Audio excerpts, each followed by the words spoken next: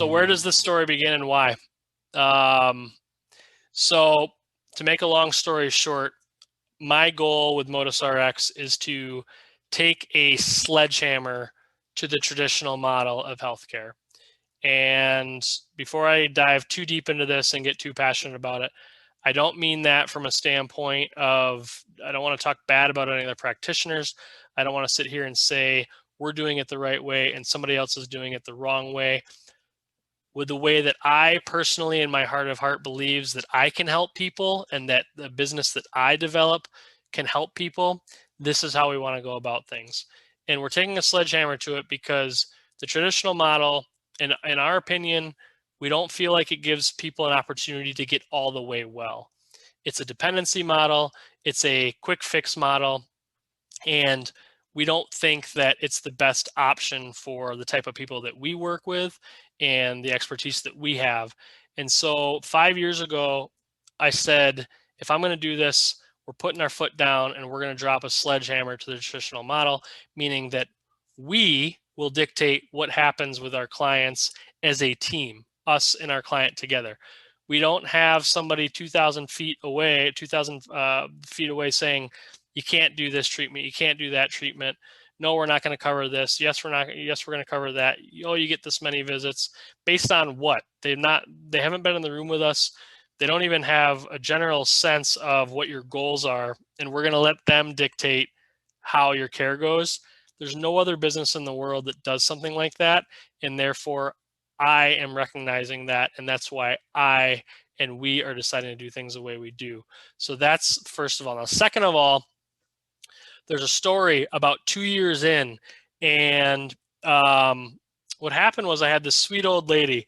She came to me with back pain, and she wasn't even, I think she was like, well, let me be careful with the use of the term old. We're all aging, right? So I got to say, she was in her 50s, and she came, and this was back when I was in the traditional model, outpatient orthopedic clinic. She came to me for back pain, and we did our classic 2 times a week for 4 weeks, whatever the insurance allowed, and she got better.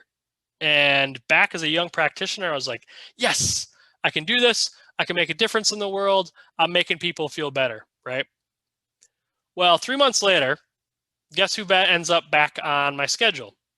The same individual, and comes back for basically the exact same thing. And so I'm sitting here thinking, this is interesting. And I like to think I'm pretty self-aware, or I kind of take a look at things maybe a little bit deeper. And I was like, we gotta talk about this. So I ask her, I say, okay, you're back. It's been 3 months. You were doing well. We had you in a good spot. What happened? And I basically come out and I say, well, you tell me what you think happened, right? I like to ask people, it's their body, it's their situation. I think I can get a lot of information from them if I say, what do you think happened? So I tell her, or I ask her, what do you think happened? And she comes back at me, and she was the classic, everything's out on all cards are on the table from our previous situation or our previous plan of care. She didn't hold things back. I remember that about her. And she said, her response to my question of, well, what do you think is going on? Her response was, well, you're the physical therapist here. You figure it out, right? And I really got stopped in my tracks, because if you think about the goal, or what would make me, my ego is pounding here, what would make me a good practitioner would really be that she wouldn't have back pain again. I mean, I think that should be our goal as a coach, as a aide, as a therapist, as a practitioner, should be making people independent in their situation so they can take it and run with it. And I did not do that for her. So from that day on, I thought about the situation of, okay, we had her in a good spot, but it came back, and why? And I started to realize that we were not getting people all the way well. And I won't sit here and blame it on insurance. I won't blame it on my inexperience. I won't blame it on the system. I'll just say that I recognized we were not getting people all the way well like we could be.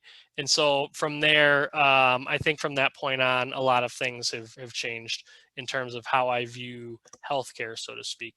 And same thing with healthcare. Excuse me. Same thing with healthcare is medical necessity and how it relates to life. And I love this one. Um, Life necessary is not the same as medical necessity. And if you've been in some sort of insurance situation before, you'll understand that there is what insurance companies call medical necessity. And once that medical necessity ends, according to them, then you probably shouldn't be getting therapy anymore, or we're not going to cover it. And so, typically for medical necessity, it's like, let's just say in shoulder situations, it's okay, I can raise my arm overhead. My therapist can do it for me. You're 180 degrees.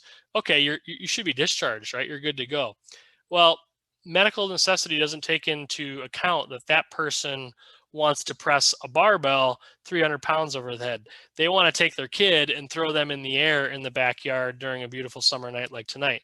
It doesn't take into account life necessity, and it boggles my mind. And so, going back to kind of taking the sledgehammer to traditional model, we don't get people medically ready. We get people life ready, and I'll leave it at that.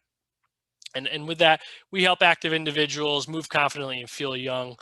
Who doesn't want to do that, right? I mean, if you don't want to feel young and move confidently, I don't know what to say. There's people out there every single day. They wake up, they hope their back pain is going to be better. It's not.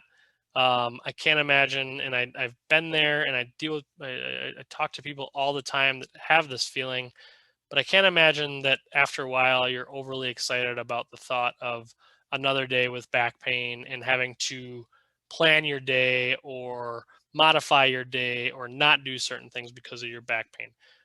Our goal is confidence and feeling like a spring chicken. All right. And I don't think there's anything wrong with that.